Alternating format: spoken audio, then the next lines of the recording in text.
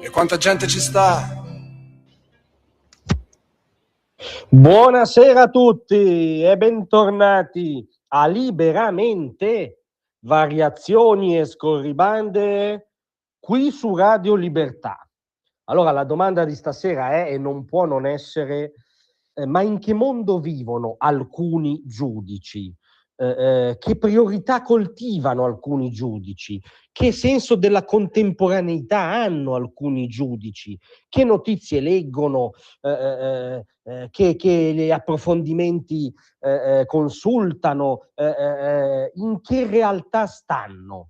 La domanda, lungi dall'essere polemicamente strumentale, sgorga da quella fonte sincera per eccellenza che è la cronaca, perché la notizia di queste ore è che la Corte di Appello di Torino ha annullato il trattenimento nel CPR di Caltanissetta, che è inserito all'interno di un possibile procedimento di espulsione, dell'imam Mohammed Shahin, predicatore islamico e guru di riferimento del mondo propal torinese, un mondo, come dire, antagonista al quadrato all'interno dell'antagonismo propal. Per intenderci, sono i galantuomini che hanno fatto irruzione nella sede della Stampa, devastando con un'azione a tutti gli effetti squadrista la sede di un giornale.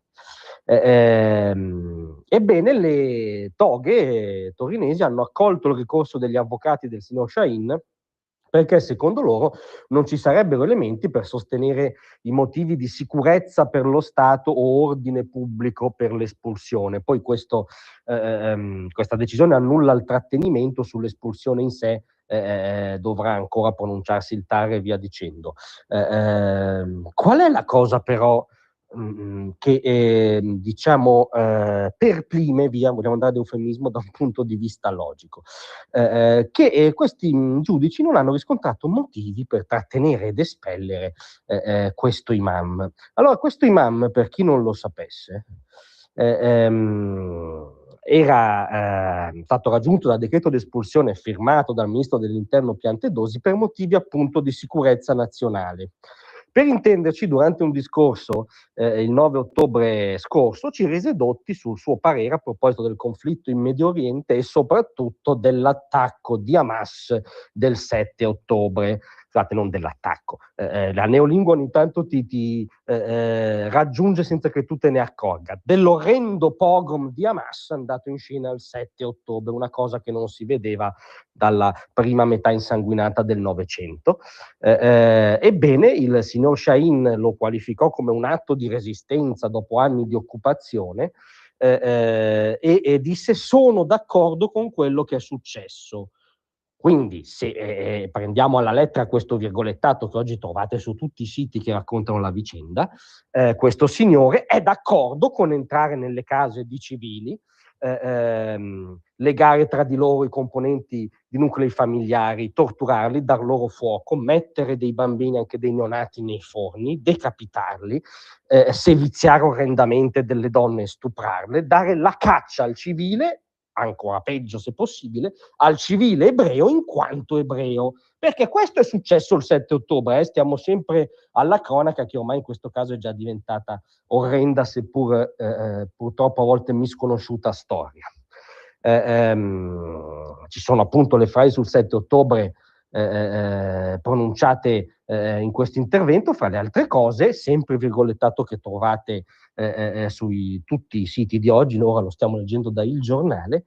Il signor Shahin disse che il 7 ottobre non fu violenza, quindi il pogrom a caccia dei civili ebrei, la loro uccisione, il loro squartamento, la loro tortura, la loro sevizia, il loro sequestro fin dentro le viscere di Gaza non fu violenza, riferiamo stando ostinatamente nella cronaca.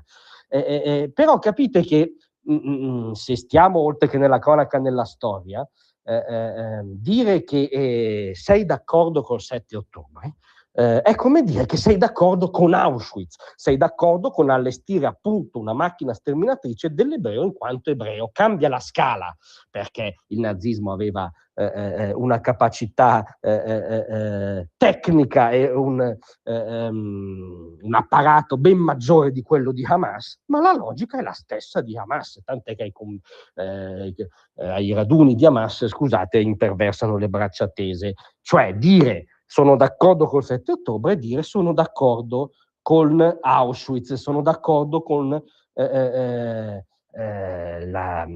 l'uccisione dell'ebreo in quanto tale. Dire che non fu violenza il 7 ottobre è come dire che non fu violenza Auschwitz da un punto di vista storico, logico, morale, fattuale.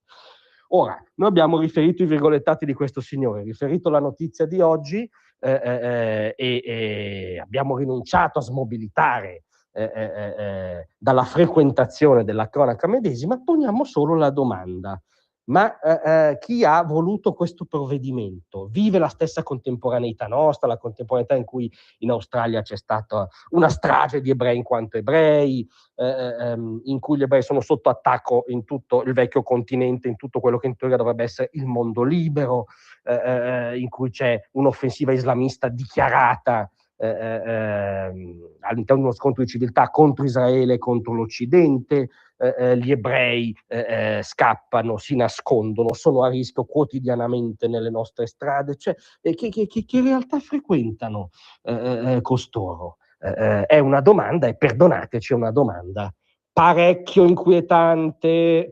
Grazie a tutti.